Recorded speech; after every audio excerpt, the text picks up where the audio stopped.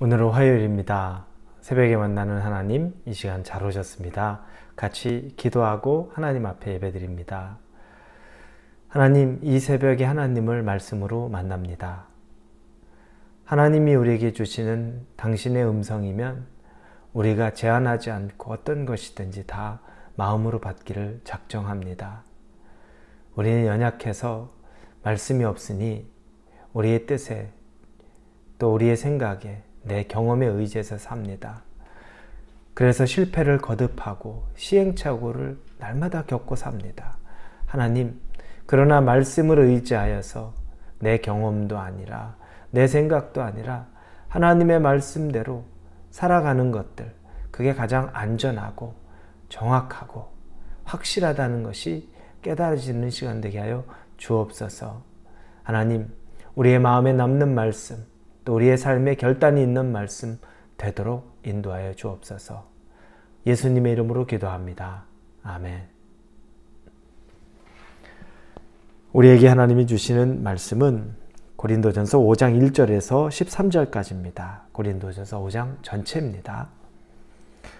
고린도전서 5장 1절에서 13절까지의 말씀을 같이 보겠습니다. 고린도전서 5장 1절부터 같이 읽겠습니다. 너희 중에 심지어 음행이 있다 함을 들었으니 그런 음행은 이방인 중에서도 없는 것이라. 누가 그 아버지의 아내를 취하였다는도다. 그리하고도 너희가 오히려 교만하여져서 어찌하여 통한이 여기지 아니하고 그 일 행한 자를 너희 중에서 쫓아내지 아니하였느냐. 내가 실로 몸으로는 떠나 있으나 영으로는 함께 있어서 거기 있는 것 같이 이런 일 행한 자를 이미 판단하였노라. 주 예수의 이름으로 너희가 내 영과 함께 모여서 우리 주 예수의 능력으로 이런 자를 사탄에게 내주었으니 이는 육신은 멸하고 영은 주 예수의 날에 구원을 받게 하려 함이라. 너희가 자랑하는 것이 옳지 아니하도다. 적은 누룩이 온 덩어리에 퍼지는 것을 알지 못하느냐. 너희는 누룩 없는 자인데 새 덩어리가 되기 위하여 묵은 누룩을 내버리라. 우리의 유월절 양 곧 그리스도께서 희생되셨느니라. 이러므로 우리가 명절을 지키되 묵은 누룩으로도 말고 악하고 악의에 찬 누룩으로도 말고 누룩이 없이 오직 순전함과 진실함의 떡으로 하자. 내가 너희에게 쓴 편지에 음행하는 자들을 사귀지 말라 하였거니와 이 말은 이 세상에 음행하는 자들이나 탐하는 자들이나 속여 빼앗는 자들이나 우상 숭배하는 자들을 도무지 사귀지 말라 하는 것이 아니니 만일 그리하려면 너희가 세상 밖으로 나가야 할 것이라. 이제 내가 너희에게 쓴 것은 만일 어떤 형제라 일컫는 자가 음행하거나 탐욕을 부리거나 우상 숭배를 하거나 모욕하거나 술 취하거나 속여 빼앗았거든 사귀지도 말고 그런 자와는 함께 먹지도 말라 함이라. 밖에 있는 사람들을 판단하는 것이야 내게 무슨 상관이 있으리오마는 교회 안에 있는 사람들이야 너희가 판단하지 아니하랴. 밖에 있는 사람들은 하나님이 심판하려니와 이 악한 사람은 너희 중에서 내쫓으라. 고린도 교회의 또 큰 하나의 문제 중에 하나는 오늘 바울이 지적한 음행에 대한 문제입니다. 이 교회 내에 분열에 대한 문제로 지금까지 우리는 여러 장에 걸쳐서 보았습니다. 그러나 오늘은 음행에 대한 문제, 음란함에 대한 문제를 가지고 이야기합니다. 심지어 구체적으로 어떤 내용이냐면 아버지의 아내를 취해서 그 아내와 동거하고 있는 자가 있다는 겁니다. 이미 교회 내에 소문이 다 퍼진 거죠. 기본적으로 교인이라는 겁니다. 그리고 그 교회 내에서도 알고 있다는 겁니다.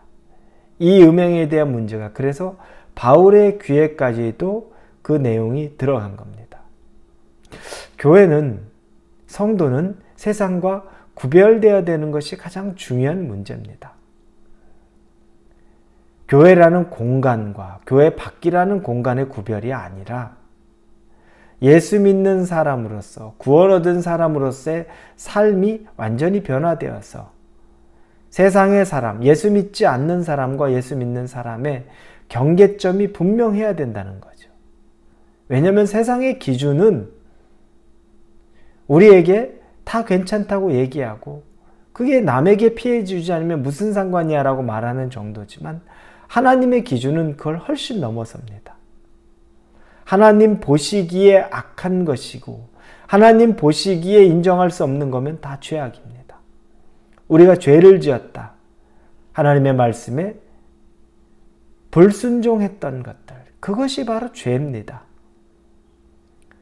이 고린도 교회에 있는 한 예를 들어서 아주 극악무도한 일, 그러면서 심지어 바울이 얘기하는 것, 이방인 가운데도 이런 일이 일어나지 않는데 어떻게 교인, 성도인 너희들 안에 그 일이 일어났느냐. 아주 강한 질책을 합니다. 그런데 그 질책 더 강하게 하는 것은 그럼에도 불구하고 너희들이 어찌하여 그들을 내어쫓지 않았느냐라고 이야기합니다. 2절에 보니까 그리하고도 너희가 오히려 교만하여져서 어찌하여 통한이 여기지 아니하고 그 일 행한 자를 너희 중에서 쫓아내지 아니하였느냐 이렇게 말합니다.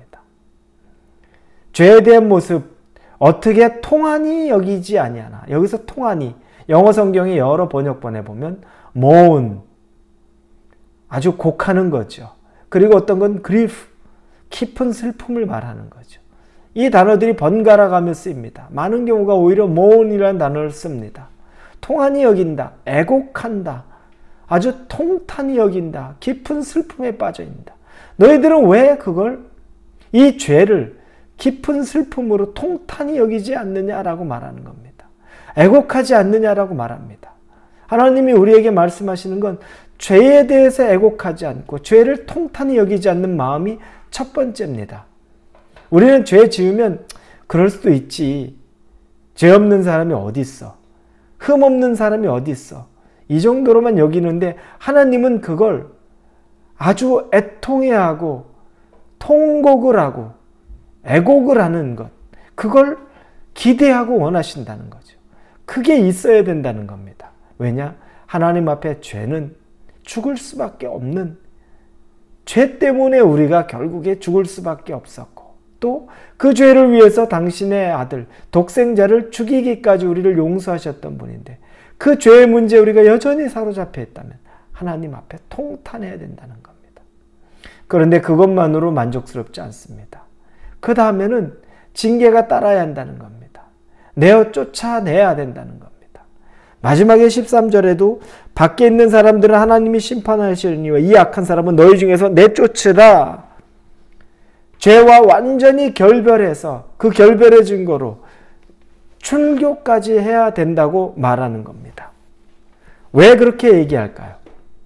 왜냐하면 죄는 누룩과 같이 번지기 때문입니다. 오늘 7절, 6절, 7절에 보니까 너희가 자랑하는 것이 옳지 아니하도다. 적은 누룩이 온 덩이에 퍼지는 것을 알지 못하느냐. 너희는 누룩 없는 자인데 새 덩어리가 되기 위하여 묵은 누룩을 내버리라. 우리의 유월절 양 곧 곧 그리스도께서 희생되셨느니라. 예수의 희생으로, 예수님의 희생으로 우리를 구속하여 주시고 대속하여 주셨는데 그 희생의 제물이 되신 예수님의 그 희생이 아무 소용이 없는 것처럼 되어버리는 것.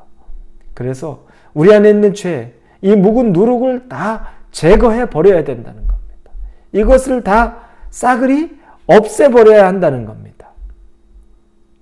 그들이 아마 회개했다면, 그가 음란한 자가 회개했다면 이렇게까지 얘기하지 않았을 겁니다. 왜냐? 성경에서 누구든지 회개하면 용서해 주시는 그리스도의 사랑이 있기 때문입니다. 그런데 회개하지 않는 자, 이런 자가 교회 내에서 이런 죄를 저지르고도 교인들도 아무렇지도 않게 그를 내어쫓지 않는 것도 죄고 하나님 기뻐하지 않는다라고 이야기합니다. 출교한다는 건 어떤 의미인가요? 오늘 본문의 5절에 이런 자를 사탄에게 내어줬으니 이렇게 말합니다. 출교한다는 건 사탄에게 내어주는 겁니다. 그 당시에 출교를 의미하는 건 더 이상 그들은 누룩과 같이 퍼지지 않기 위해서 그들을 마귀에게 내어주는 것, 즉 그들은 더 이상 같이 그리스도 안에 있을 수 없는 것처럼 여겨진다는 겁니다. 얼마나 이것을 아주 위중하게 다룹니까? 믿지 않는 자들에게 이렇게 할까요? 아니요. 오늘 본문에 보니까 10절 9절부터 내가 너에게 쓴 편지에 음행하는 자들을 사귀지 말라 하였거니와 10절에 이 말은 이 세상에 음행하는 자들이나 탐하는 자들이나 속여 빼앗는 자들이나 우상 숭배하는 자들을 도무지 사귀지 말라 하는 것이 아니니 만일 그리하려면 너희가 세상 밖으로 나가야 할 것이다. 나는 너에게 음행하는 자랑 사귀지 말라고 했는데 그 음행하는 자가 탐욕하는 자가 죄를 범하는 자가 세상 밖에 있는 자, 즉 교회 안에 있는 사람, 그 사람을 말하는 게 아니다. 그런 사람 이 세상 속에 너무나 많기 때문에 너희들이 그 사람과 사귀지 않고 교제하지 않고 살려면 이 세상에 사는 것 자체가 불가능하다고 얘기하는 겁니다. 어쩔 수 없다. 그런 사람들은 어쩔 수 없다. 중요한 것은 11절에 이제 내가 너에게 쓴 것은 만일 어떤 형제라 일컫는 자가 음행하거나 탐욕을 부리거나 우상숭배하거나 모욕하거나 술 취하거나 속여 빼앗거든 사귀지도 말고 그런 자와 함께 먹지도 말라. 교회 내에서는 그렇게 돼서는 안 된다. 믿는 자들 성도끼리는 그래서는 안 된다. 왜? 성도이기 때문에. 그리고 다른 성도의 영혼까지 망치는 일이기 때문에 절대 그들과 사귀거나 같이 있으면 안 된다. 내가 쫓으라라고 말합니다. 세상의 사람들은 마지막 13절에 밖에 있는 사람들은 하나님이 심판하려니와 이 악한 사람은 너희 중에서 내어 쫓으라. 밖에 있는 사람은 하나님이 심판 당연히 할 건데 이 안에 성도 안에 있는 문제들은 너희 안에서 그것들을 제거하고 제어해라. 두려운 말입니다. 오늘 말씀을 보면서는 우리 안에 이 공동체 안에 성도들 안에 죄에 대해서 우리가 좋은 게 좋은 거라고 넘어갈 수 없다는 거죠. 가슴 아프고 또 때로는 우리의 수족을 잘라내는 것 같아도 한 영혼을 보호하기 위해서는 그런 마음가짐으로 이 죄를 아주 무겁게 다스려야 된다는 것을 배우게 됩니다.